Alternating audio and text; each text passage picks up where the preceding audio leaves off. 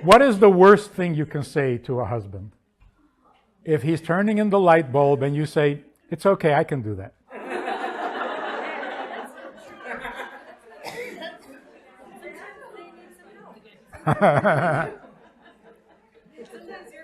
It's like, oh, so you don't need me to turn in the light bulb. And you don't need me, do you? The Torah tells us how we were created. So it must be relevant. It must be necessary or useful to know how we were created, which is why we're told. So what are we told? We are told that man was created from dust. And the woman was created from the man. Or in simple terms, the man was created out of nothing, and the woman was created out of a living human being. It seems like that makes a huge difference. Because your origins, where you come from, has a huge influence on your personality, your psyche. So, getting right to the point, the male psyche has a memory of having been nothing.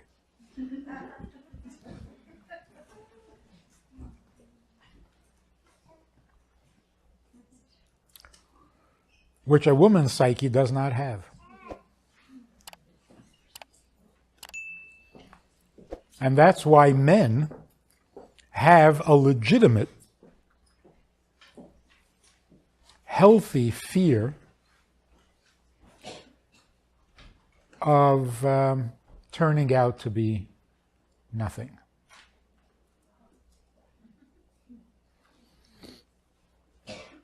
So if a man is treated like he's nothing, he could actually become a nothing.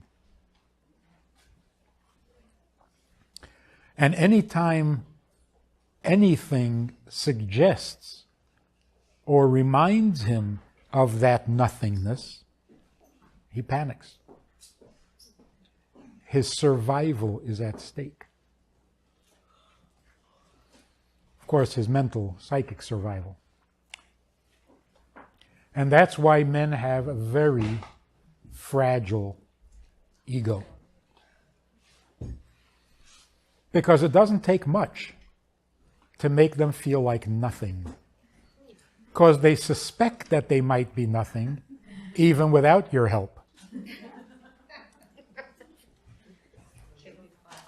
Everybody knows the story about the man who came to Hillel and said, "Teach me the whole Torah while I stand on one foot." And Hillel said to him, "What is hateful to you, do not do to others."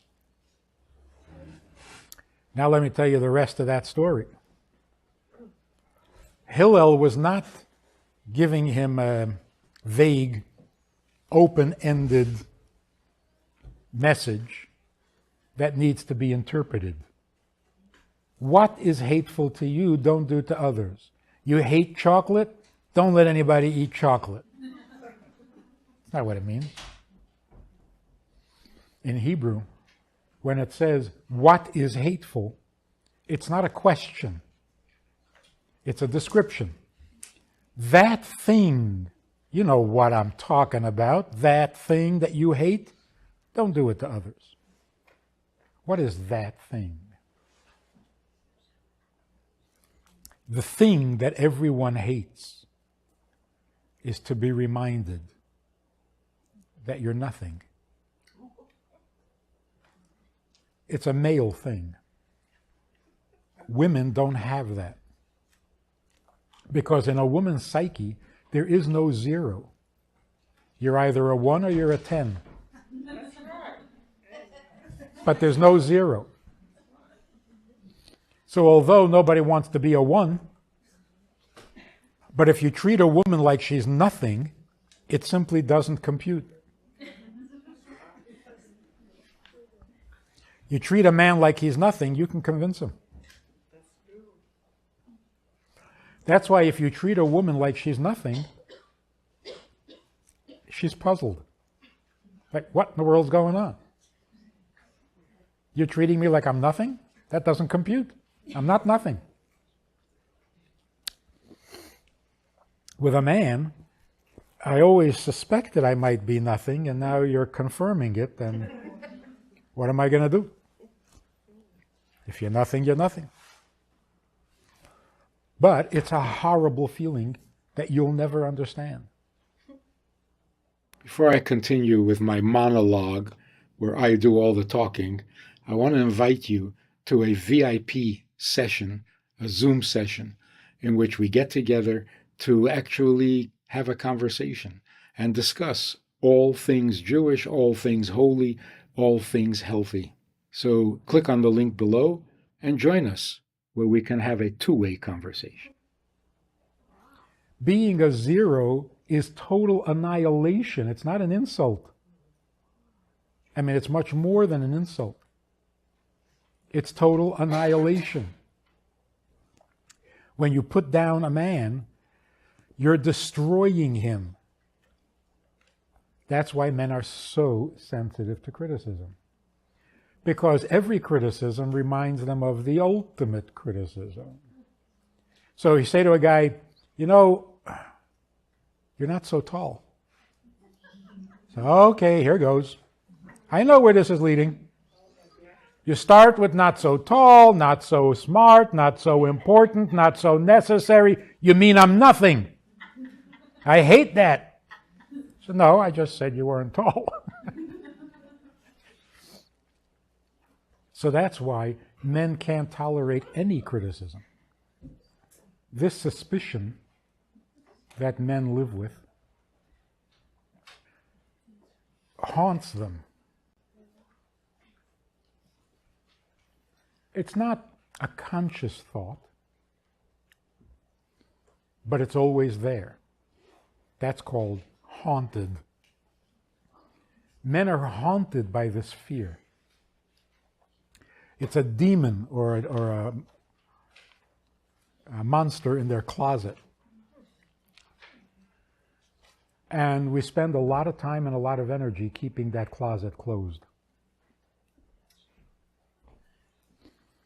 So it's very common that men will overcompensate to keep that door closed. So the whole macho thing and the whole bravado thing, it's basically to hide the fact that we're not less than you think we are, but that we're actually nothing at all. The funny thing is, no matter how many times women will tell men that they're not nothing, it doesn't make a dent. Because you can't undo a created condition.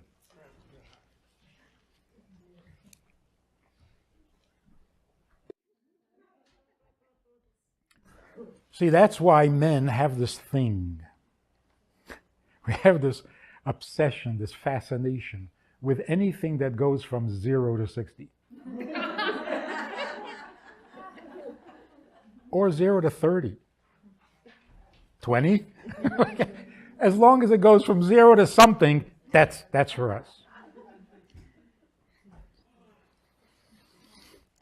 So a boy comes home from school and says, everybody hates me and everybody's picking on me. That's very different than if your daughter comes home and says, nobody loves me.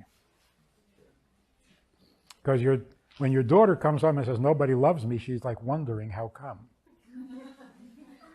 When your son comes home and says, nobody loves me, he knows why.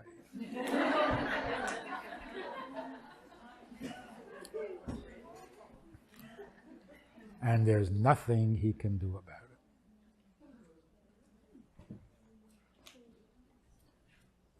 The proof that all of this is true, if you need any proof, is not only how sensitive men are to criticism, but how positively men respond to compliments. It's totally disproportionate. You give a man a compliment, you've made his year. Even though it's not much of a compliment. So just as an example, if a wife says to her husband, "Did you change the light bulb? I didn't know you could change a light bulb." Every husband will say, "Oh, stop it, anybody can change a light bulb." But you've made his day. He goes off to work feeling like $1,000,000. But then he tries to return the favor. And the next morning he says to his wife, "You made these eggs? I didn't know you knew how to make eggs." What would your reaction be?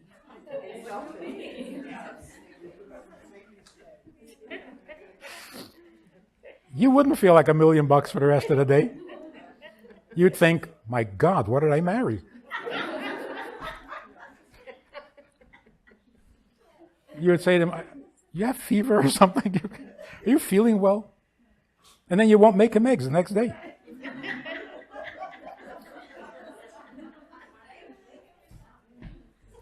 So why is that? Because turning in a light bulb is better than nothing. Being able to make eggs, that's not a 10. What is the worst thing you can say to a husband?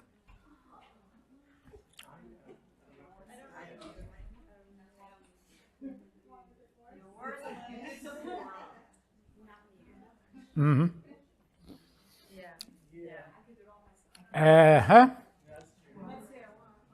If he's turning in the light bulb and you say, "It's okay, I can do that."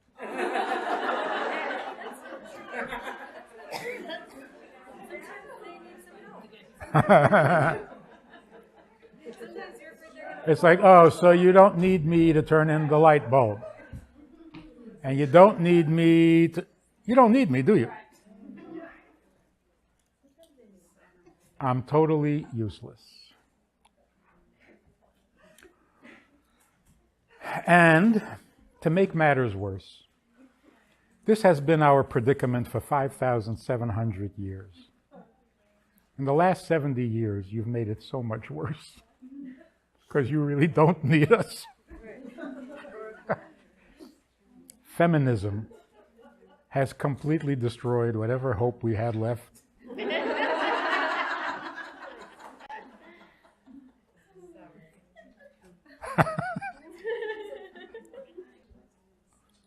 So, if men's ultimate sensitivity is nothingness, zero-ness, what is a woman's ultimate weakness, vulnerability?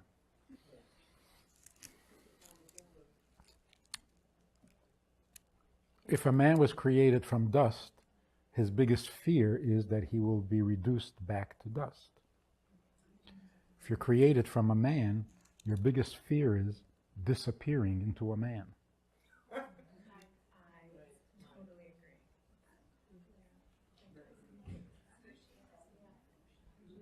agree. Losing your identity to a man. So the Gemara says that a man should honor his wife more than himself because women are sensitive to injustice.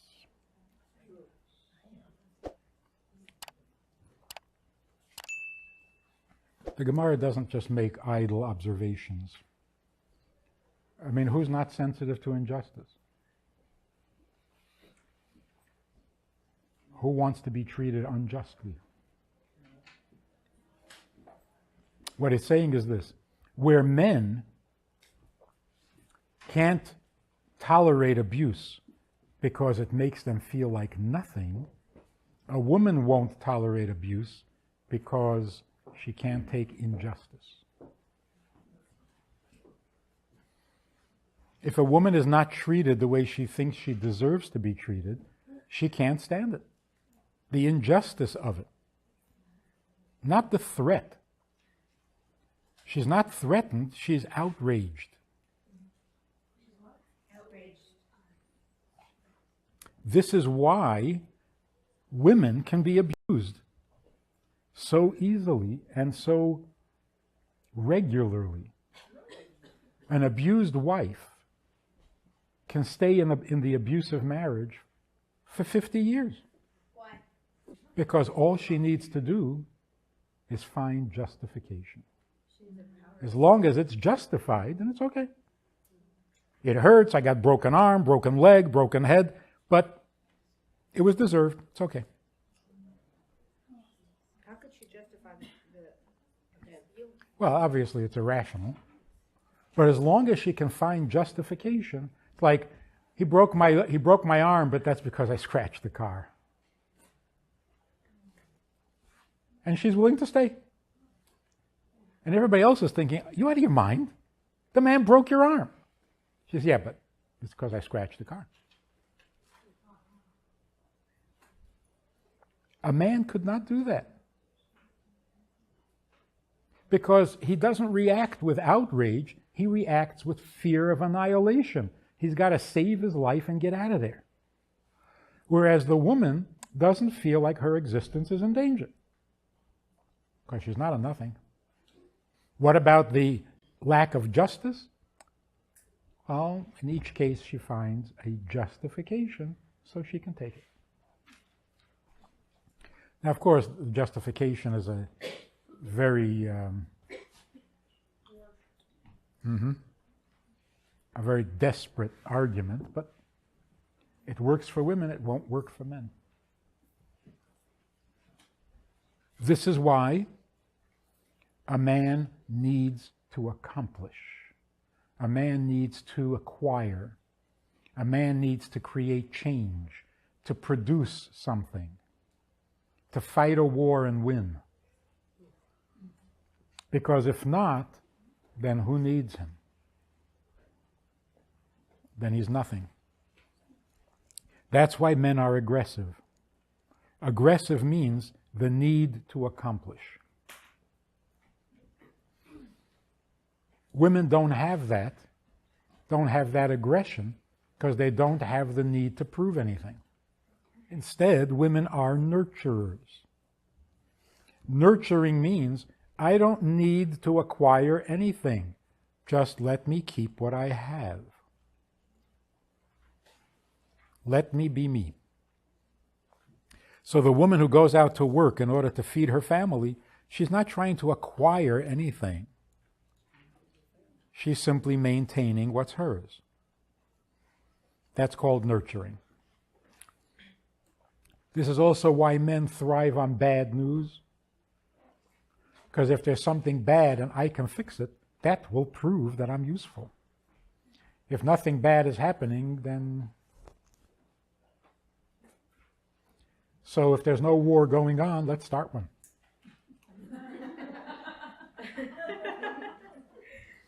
That's why there's that famous quote, men go to war because women are watching.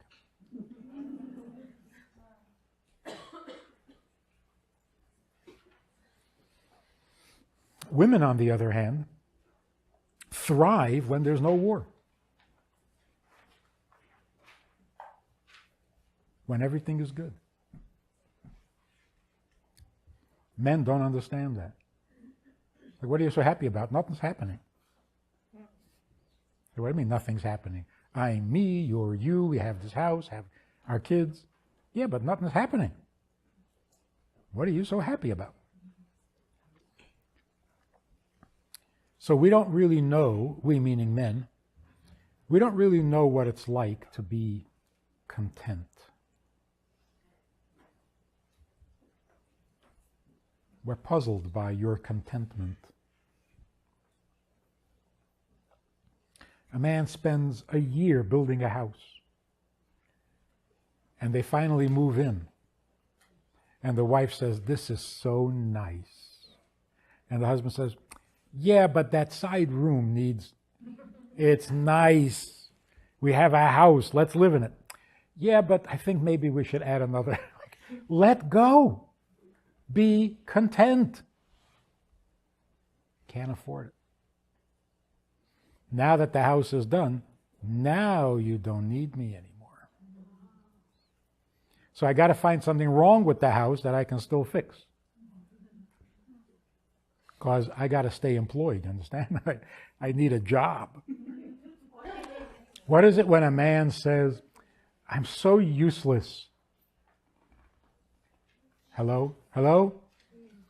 I feel so useless.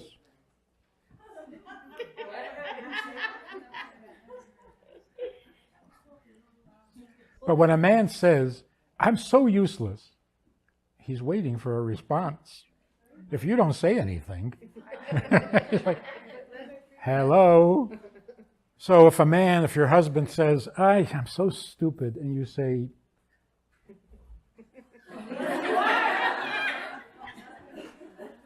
yeah, I noticed. Don't, Every statement needs a comment. but don't expect him to appreciate your agreement. Finally we agree on something. Let's continue on this journey. Because of these distinctions, men and women will never understand each other. Never. The difference is so vast. It is so much a part of the man's psyche, and it is so unfamiliar to women that no matter how much we talk about it, you don't get it. We're a different species. In modern language, men evolved from dust. Women evolved from a human being. Different species. That's why men and women will never get along. Men and women are not even good for each other.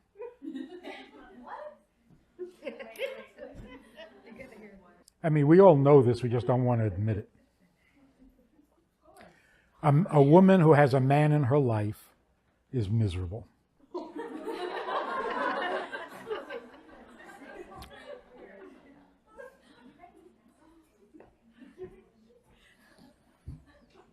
And a man who has a woman in his life. But here's what I'm saying. Men and women are really not good for each other. They should live in separate islands. Stay away from each other. Because it's nothing but trouble. Nothing but trouble.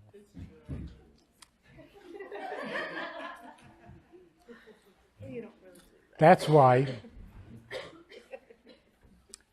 God created marriage. Because marriage means a relationship between a husband and a wife, not a man and a woman. If the man who gets married doesn't become a husband, or the woman doesn't become a wife, then they're better off staying apart. A man and woman cannot be married to each other. So what's happening in the world today is that people get married and refuse to become husbands and wives.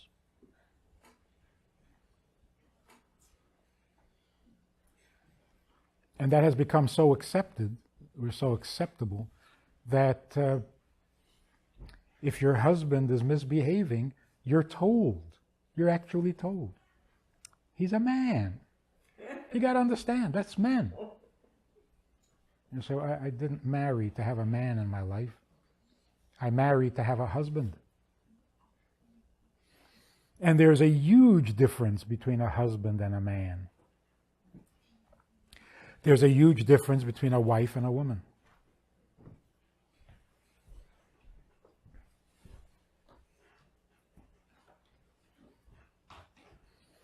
The difference is so huge that we don't want to make the change?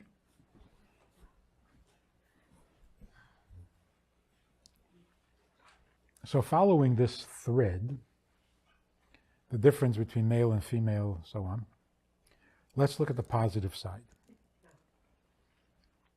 Man has this fear of annihilation and therefore needs to accomplish. But no matter how much he accomplishes, the ghost never goes away. The most successful, the most powerful, the most influential, the most wealthy men are just as paranoid. In fact, they become even more paranoid. Because after all this, I could still be a nothing? Well, then there's no hope. The positive side of that is that because men feel like there's a nothingness to them, they are motivated and driven to give.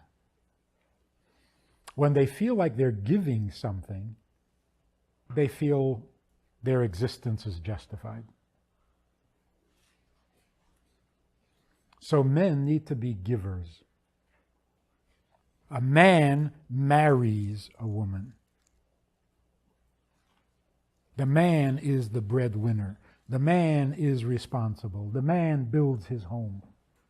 Women, on the other hand, because they have no fear of annihilation, because they're not preoccupied with their own survival, are very available for others. So they are natural nurturers. Therefore, the woman doesn't need to give as much as she needs to receive. Because nurturing means confirming what is. So where a man needs a compliment that shows that he accomplished something, a woman needs appreciation, which shows that she is noticed. So therefore, the stupid compliments that men thrive on, a woman does not appreciate.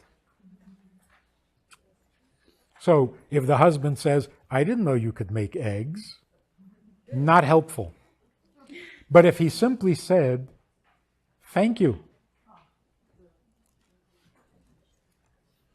appreciation, not compliments. Of course, anybody would like a compliment, but you don't live for it. And the lack of compliment is not going to devastate you, but being taken for granted will. So not being appreciated, that goes against the grain. Because how can you treat a something as if it were a nothing? So I made you eggs. That's nothing? You just ignore it? It's not right. So women are nurturers, and therefore they are receptive, and men are aggressive, need to accomplish something to validate their existence, and that's why they are the givers. If you enjoyed this conversation or this topic, and you're looking for more information, or you want to hear it again from another angle, there's a way to do that, and that is in this book. It's all there. Order it from Amazon. You can read it, reread it, and share it.